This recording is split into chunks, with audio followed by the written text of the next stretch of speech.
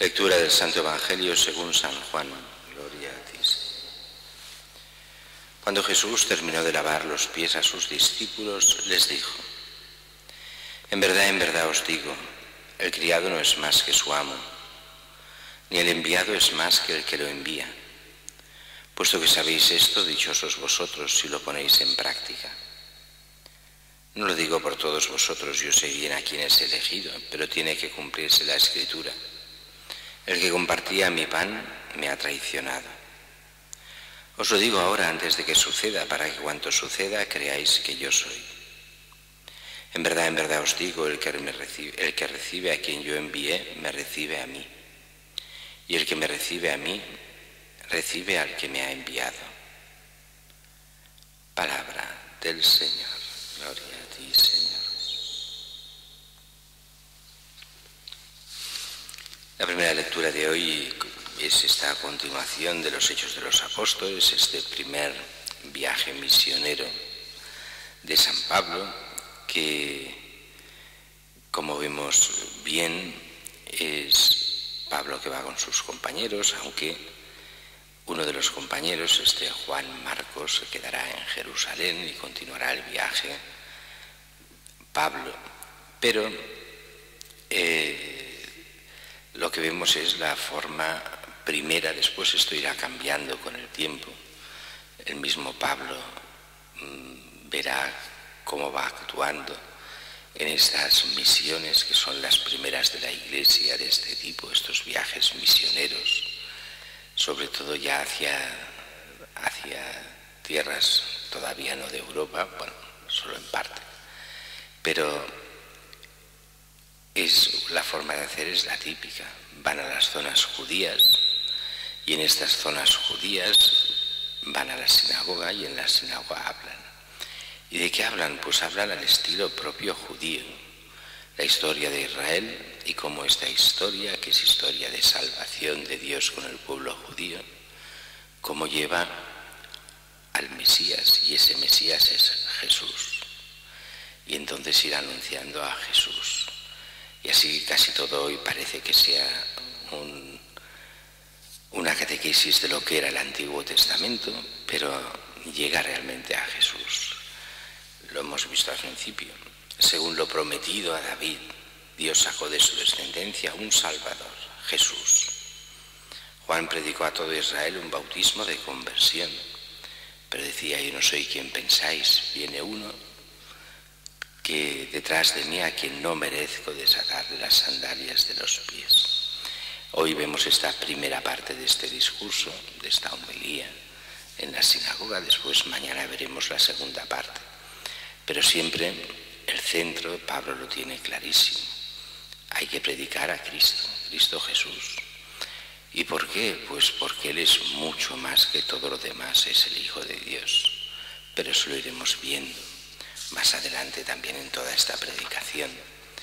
Mientras que en el Evangelio, San Juan nos presenta, estamos ya en la última cena, acabado de lavar los pies a los discípulos.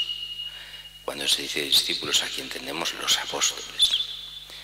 Y dice frases que van muy conectadas a lo que celebramos el domingo del buen pastor. Y de los pastores. ¿Quiénes son estos pastores? Los pastores, en primer lugar, son los apóstoles, y por eso estas palabras que van para todos, pero especialmente para los apóstoles, sus sucesores y sus colaboradores. Sucesores de los apóstoles, los obispos; colaboradores de los sucesores, los sacerdotes. Y dice: en verdad os digo, o sea, amén, amén, como una especie de juramento de verdad. El criado no es más que su amo, ni el enviado es más que el que lo envía. Puesto que sabéis esto, dichosos vosotros si lo ponéis en práctica. ¿Qué está diciendo? Pues que por nosotros no somos nada, ni los obispos son nada, ni los sacerdotes de por sí, los presbíteros, no son nada por ellos mismos.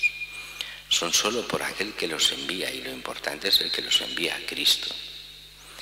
Y eso es importantísimo porque ¿A servicio de qué están los obispos y los sacerdotes? Pues han de estar al servicio de Cristo para el bien de los hombres, nada más que eso.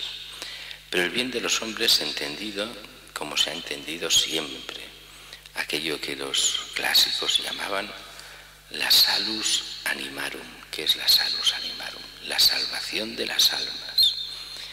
No están los obispos ni los presbíteros al estilo de algunas zonas medievales como señores feudales que están para mantener económicamente a una serie de gente, para preocuparse por su salud, por sus cosas.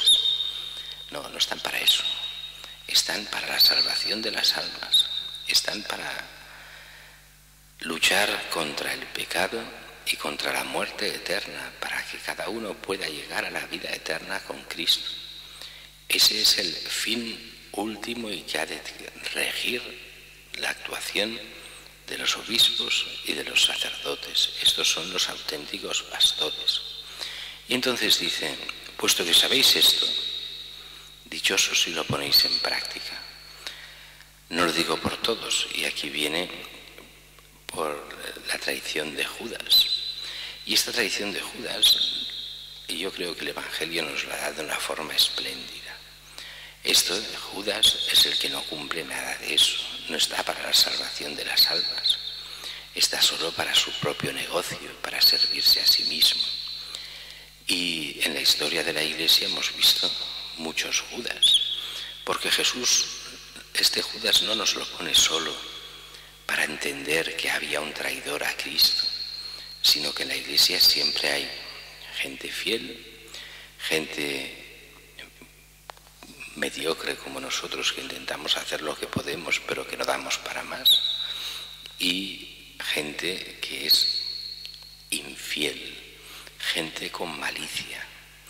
Y por eso los fieles, insiste tanto Jesús, han de conocer al auténtico pastor que es Cristo, dejarse por llevar por él, no atender la voz de los mercenarios, no atender la voz de los lobos, sino centrarse en el auténtico pastor que es Cristo y aprovechar todo aquello que les lleva a Cristo y a la salvación eterna. Y aquel que vive la gracia de Dios, que vive en Cristo, aquellos pastores auténticos, aquellos que realmente están por la salvación de las almas, dice Jesús, en verdad os digo, al que recibe a quien yo envíe, me recibe a mí. Esto es muy curioso porque esto los primeros cristianos lo tenían muy claro.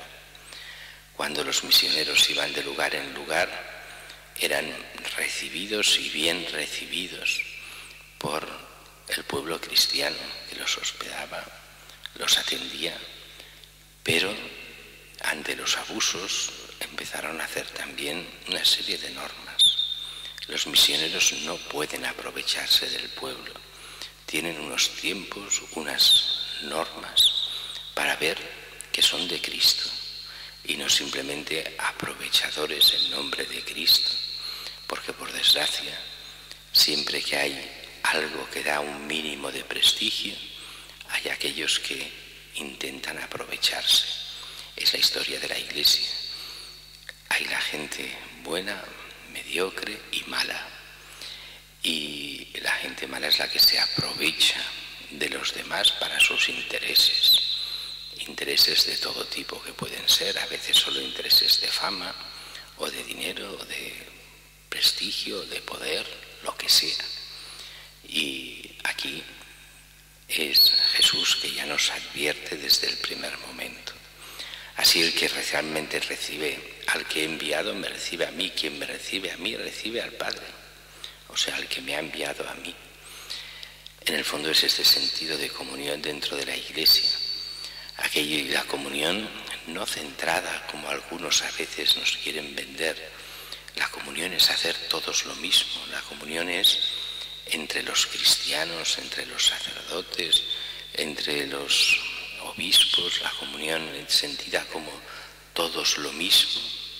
Ponernos de acuerdo para lo mismo, no es esa la comunión. La auténtica comunión es buscar la voluntad de Dios, buscar a Cristo, comunión en Cristo, que teniendo entonces al mismo Padre, nos hace de verdad hijos de Dios. Y eso es lo fundamental, la comunión con Cristo para ser fieles al Evangelio y buscar el bien y la salvación de todos los hombres.